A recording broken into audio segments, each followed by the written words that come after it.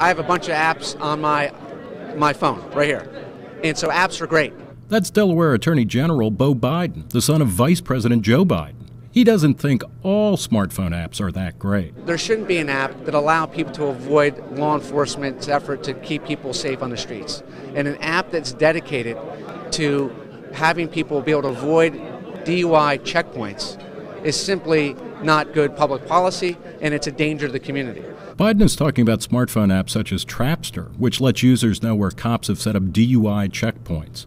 Biden, along with 4 U.S. senators and Maryland Attorney General Doug Gansler, are pressuring Apple and other smartphone makers to voluntarily block those products from their app stores. All we're doing is saying this: you have a corporate responsibility not to help people avoid getting caught for committing crimes. Blackberry maker Research in Motion is the first company to agree to the ban. These apps exist because people find driving checkpoints annoying. Julian Sanchez is a senior fellow at the Cato Institute. The vast majority of drivers are not drinking, and the vast majority of drivers resent being stopped and hassled when they haven't done anything wrong. And for those drivers that have been drinking, these apps actually serve the same purpose as DUI checkpoints, keeping them off the roads. And the majority of court decisions think that DUI checkpoints have more to do with deterrence than they do with enforcement. Jonathan Zuck is president of the Association for Competitive Technology, which advocates for small tech companies. It's better to keep 10 people from getting into their car in the first place drunk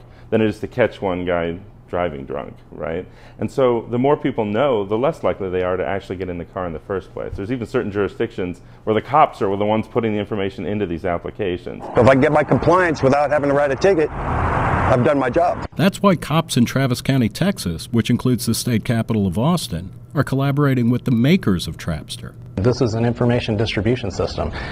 You can only catch one person at a time with a laser, but you can inform everybody on the road. But even if grandstanding politicians succeed in clamping down on free expression and pushing a misguided and ineffective agenda, all they'll do is make life more difficult for consumers. Is that whether or not you succeeded in getting these apps banned, it's very unlikely that you can prevent information from spreading about the location of these checkpoints. In fact, people will use Twitter, people will use the internet, people will use email, people will send text messages. It's people who want to avoid the hassle. One app or another can make it easier, but it's not necessary. For Reason TV, I'm Nick Gillespie.